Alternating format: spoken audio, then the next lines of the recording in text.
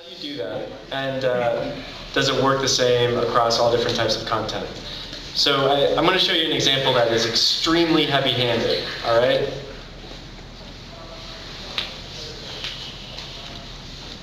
If you like this video, make sure you guys hit the subscribe button above, the subscribe button above, subscribe button above, subscribe button above, subscribe button above, subscribe button above, or you can click my face at the subscribe button above, subscribe button, subscribe button. You click here to subscribe. You can click the gray subscribe button up there if you like this video and you want to see more as they come out. Okay, so all of you should get in front of a camera and just do 3 minutes where you ask people to subscribe and point in every corner of the screen. All right. Obviously, that's going to get a little, that might not work for some of you. So I think that this is kind of an offshoot of talking to your audience as well. How do you incorporate a call to action without it being heavy-handed? Zay Frank does a really interesting thing where he just kind of shows that, hey, you do something and I'm going to show it. So maybe you get subscribers and you say, oh, thank you so much to subscriber of the week, this person, and you leave it at that. Maybe you don't even have to ask. Maybe just by showing it, that's enough. For some of you, maybe it's the ability to incorporate that person's content into your own. So, you know, if you're a subscriber, then we're going to take a little piece of video that you've liked or uploaded, and we're going to somehow work it into this channel's video. So you guys have to be really creative with that.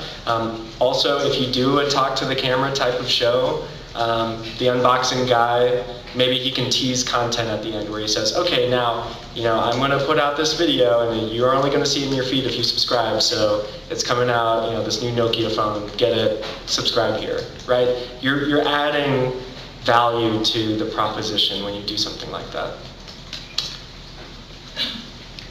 So it's pretty simple. You ask them, you reward them, and then you show them in the video too. So I keep saying Zay Frank, and we're both huge fans of his. Zay Frank 1, that's his channel name. Go check it out. He's literally like a little institution. Okay, so now we get to President Obama using social, using Hangouts. How many of you guys, have you guys ever experimented? So there are a few partners in the room. Have you guys experimented with Hangouts on air or any sort of live? Okay, one? Yeah, okay, cool. Was it okay? Yeah, it was okay. That was okay. I can't figure out how it works. Okay, can't figure out how it works. That's good feedback. Anybody else? It's a voyage of discovery. That's kind of like my job if you wanted to sum it up in one sentence. All right, so feedback is, needs a little help in terms of figuring it out. It was just all right in terms of probably acquiring audience and getting people to participate. So I think that live, everybody's still figuring it out in a way. I think Google Plus is a great platform for it just because it's so connected to YouTube. And it takes the good parts of YouTube and kind of amplifies them a little bit. There's some folks that have done some really interesting things with Hangouts. Some of them have sort of mimicked the idea of like a public radio subscribe-a-thon or donate money type drive. So we had Felicia Day. I can play you the video. Well, I'll play it real quick. It's not much. I'm gonna eat a She stayed on air for like 24 hours. Hello. Hi, Mr. Hardwick. Hi, Felicia Day. Whoa, thank you so much. Where are you? There's a piece of exercise equipment and there's a creepy painting. What is the... So I mean, you got to see her eat, talk to her friends for like 10 or 12 hours or something ridiculous, and she was basically asking the whole time, oh, and if you like this, subscribe to this channel because it's going to be great.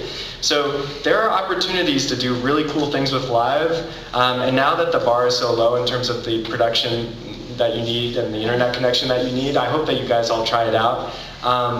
I think we're going to be, I know some of you folks who have channels right now don't have access, and I know YouTube is trying to get access to as many people as possible so you can all play with it. Just from the types of content that I heard up at the top of the show, there's so many cool things you could do with live stuff. I think that one thing that TV does really, really well is it gets everyone into the cadence of appointment viewing. And it would be amazing if we could recreate that a little bit on YouTube. So I think this is one way of doing that. Live stuff can be embedded. And embedded views and just that kind of socialness of embedded views is really important to YouTube as a whole. So what do I mean by that? YouTube is constantly trying to figure out, the machine of YouTube is trying to figure out what's important, what's relevant, what makes sense, what's popular.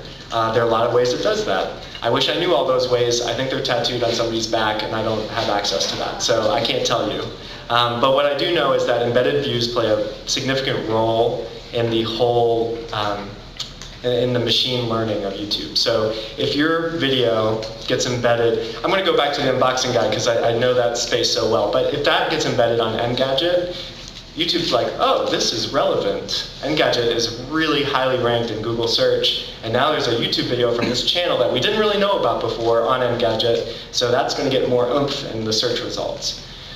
You guys can help engineer this. So, and I'm going to get to that. I'm going to skip the other 2 points because it's just such a good segue. You build blog relationships. You guys, everybody in the room, not only do you need to know 5 different partners on YouTube who do the same stuff that you do, you should have 5 sites that you email the writers of every time you release something that you are really proud of. Don't email them for every single video you put up, or maybe every single video you put up is a masterpiece, and that's great, but really pick the ones that you think are going to pop with that audience and send it to them. Sometimes those 5 sites can change, right? Sometimes you may latch on to a trend or a movie release or some sort of cultural event that isn't the norm for you, and then you need to find 5 new sites, like the Harry Potter movie release. Maybe you're finding 5 Harry Potter fan sites that you're just going to hit up with that. That example was about a year old. So anyway, so you want to build up these lists of folks that you can easily reach out to. This example here was of a Japanese beatboxer who built a really good relationship with a writer from Boing Boing and basically just sent her a video, it got posted, she got all sorts of viewership, and it kind of came out of nowhere. I'll show a little bit of her channel, and then there's another Japanese beatboxer. They both sort of, I don't know, maybe this Boing Boing writer was looking for Japanese beatboxing, but essentially just got, every time they release something out, it goes up on Boing Boing. And YouTube there's a real subtle way that YouTube indicates when it finds something. If you go underneath the view count, you can see as seen on and that little link. If you click that, you actually see all the YouTube videos that were embedded on Boing Boing, and you can subscribe to that. No one really does, I don't know why, because it's like one of the most amazing ways of finding content, but play around. Go to a popular video, see where it's as seen on. I'd say like 30% of the links are from Reddit. So another thing to do actually is make sure you have a Reddit account and that you start posting a few things there and kind of gain an audience, because Reddit is a really good hook for popularity on the internet in general, YouTube maybe specifically. So this is the male Japanese beatboxer. What happened with this was really interesting, and I think this is probably my only time in the presentation to talk about this, so I'll just do it now. The first couple days that a video is uploaded is when the machine kind of figures out what's going on. So if you can get that embed in the first 24 hours, 48 hours, if you can get that sort of Google Plus post from a large, or a Twitter tweet from someone who has an audience built in, that really helps, because you get that ball rolling and then it kind of climbs up the search results, and something else called related video, which I'll talk about a little bit later. So let's just see 15, 20 seconds of this guy beatboxing.